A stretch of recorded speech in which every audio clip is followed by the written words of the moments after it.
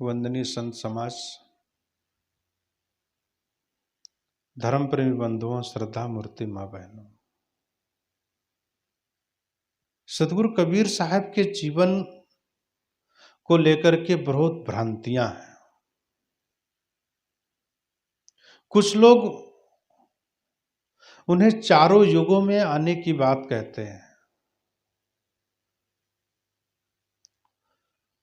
सतयुग, द्वापर, त्रेता और कलयुग, चारों युगों की बात कहते हैं, चारों युगों में आने की बात कहते हैं।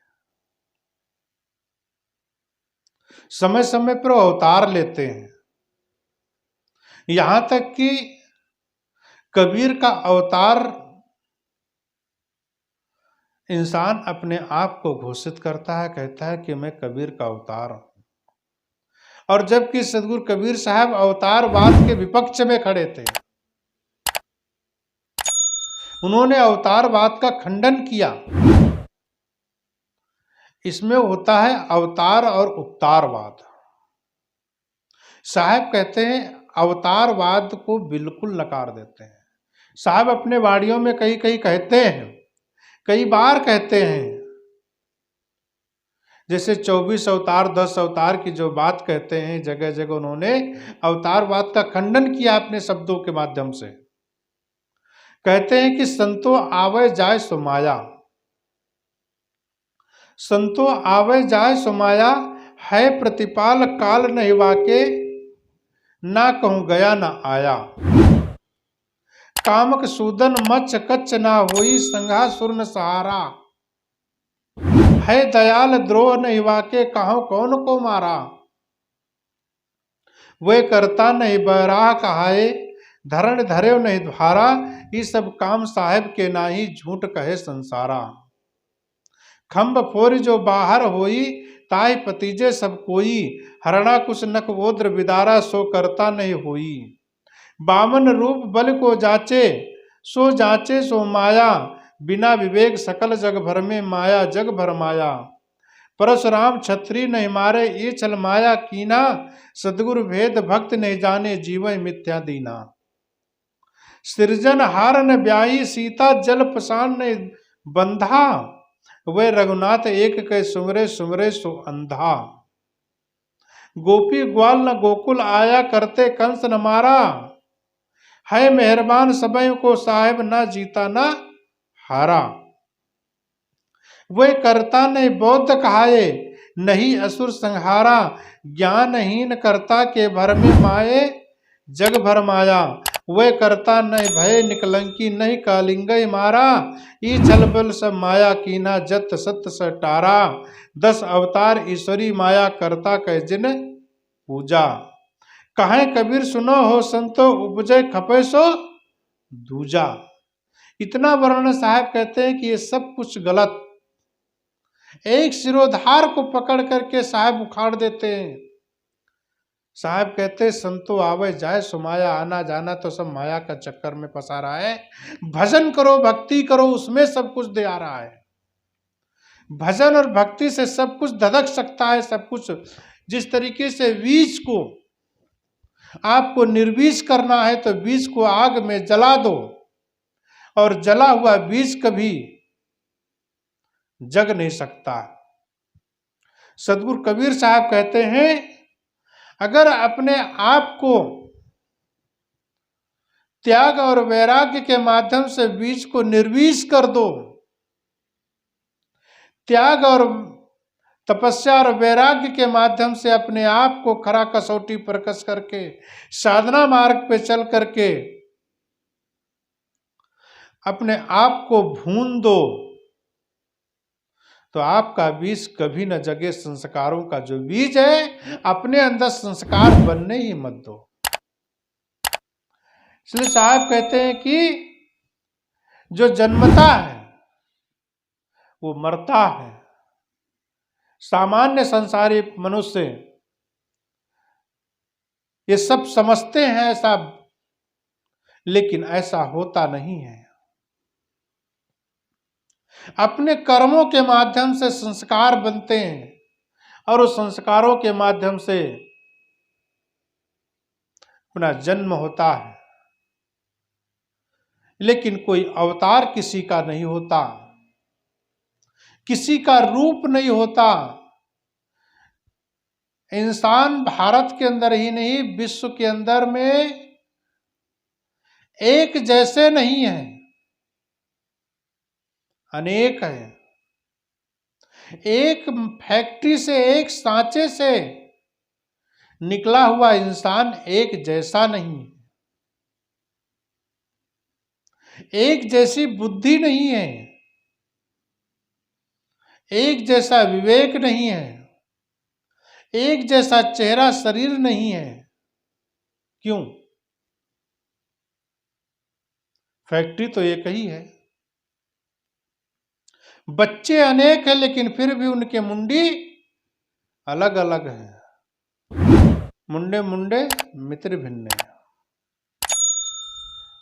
इसलिए सदगुरु कबीर साहब कहते हैं कि जीवन अपना जियो, खुल के जियो। और खुल के जीने वाला व्यक्ति किसी का अवतारवाद, किसी का उतारवाद की जरूरत नहीं है। संसार में आपका जन्म हुआ है, उसको जियो। गुरु का सहारा लो, गुरु का ज्ञान लो, गुरु का जीवन में आपके प्रकाश पड़े, और प्रकाश पड़ा जीवन जो आपका है वह सुखमय हो। दुनिया के दुनियावी के झंझट में पड़कर अपने आप को अपने से दूर मत होने दो। अगर जो अपने आप को दूर होने देंगे तो दुनिया के लोग तुम्हें पकड़ लेंगे, तुम्हें भजन नहीं करने देंगे। तो संसार सराय मुसाफिर है,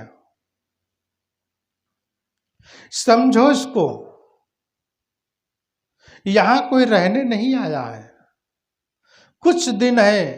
हम सब लोगों के कितने दिन बीत गए, सबकी उम्र 40, 35, 50, 60 साल यहाँ पर बैठे हैं लोग, 10-20 के लोग भी बैठे हैं। लेकिन क्या किसी को पता चला कि हमारी उम्र इतनी हो गई है? ग्रंथों और पंथों को खोजते खोजते, लोगों के विचारों को सुनते सुनते मन थक जाएगा। कल्याण कब करोगे?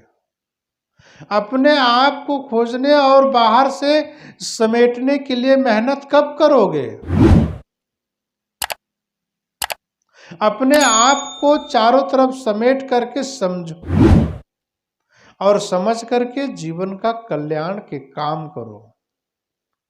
कि आपका कल्याण किसमें है, वह काम करो। ऐसा काम करने से सद्गुरु कहते हैं कि जीवन शांत रहेगा। किसी के चक्कर में ना पड़ो। किसी ने क्या कहा, किसी ने कैसा कहा, किसी ने क्यों कहा, उसका जवाब आपसे बनता है तो दे दो, अन्यथा अपने कल्याण का काम करो। अगर जो आप अपने कल्याण का काम करोगे तो आपके हाथ आपका जीवन सही रहेगा। अन्यथा दूसरों के वाणियों में आपका जीवन उलझ जाएगा, और उलझन भरा जीवन किसको पसंद है? आज उलझन में उलझी है दुनिया, कोई सुलझाने वाला नहीं है। सिर्फ एक सद्गुरु है, एक गुरु है जो हमारे उलझनों की जो कड़ी है वो सुलझा सकता है। आज उलझन में उलझी है दुनिया, कोई सुलझाने वाला नहीं।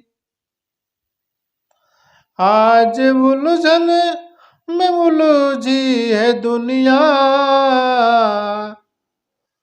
कोई सुलझाने वाला नहीं है।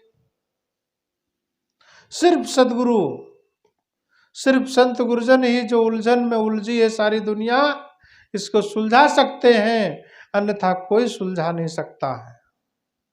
सदगुरु कहते हैं जो सुमेव है, जो अंतरात्मा की तरफ से एक आवाज आती है, जो पहली आवाज कोई कार्य करने से पहले या किसी को बोलने से पहले जो आवाज आती है वो सदगुरु की आवाज होती है, वो गुरु का संदेश होता है। उस सदगुरु के संदेश को हम अगर जो इनकार कर देते हैं तो हमसे गलत हो जाता है। इसलिए उस आवाज को पहचानो और उस आवाज को नकारो मत। वही आवाज गुरु की है, वही आवाज सदगुरु की है। इसलिए उस आवाज को नकारना नहीं। नकारोगे तो तुम्हारा दुख होगा ही होगा, तुमसे गलत कार्य हो जाएंगे। चित्त से चिंतन, मन से मननशील, बुद्धि से निश्चय, कर्म से कर्तव्य और इनसे चतुष्टय अंतःकरण से हमारे जो कार्य होते हैं उनको हम ठीक तरीके से करने का प्रयास करें। वाणी जाल में फंस करके जीवन बर्बाद हो जाएगा, कल्याण कब करोगे। सदगुरु श्री अभिलाष साहब कहा करते थे कि जीवन का कल्याण ही सबसे बड़ा काम है। मोक्ष मार्ग सबसे बड़ा मार्ग है। इसलिए मोक्ष मार्गी बनकर के अपने कल्याण का काम करो। अगर जो हम अपने कल्याण का काम नहीं करते हैं, साधु का संतों का वेश हमने धारण कर लिए और हम दुनिया की सारी काम, दुनिया की सारी बातें करते हैं तो हमारा जीवन कल्याण के रूप में नहीं हो सकता है। इसलिए अपने आप को कल्याण मार्ग पर रख करके कल्याण का काम करो, जीवन के सुधार का काम करो। जीवन सुधरेगा तो कल्याण का काम हो जाएगा। साहब की बात को याद रख करके अपने जीवन को सही रूप चला करके जीवन का चक्र चलता रहेगा तो हमारा कल्याण हो जाएगा।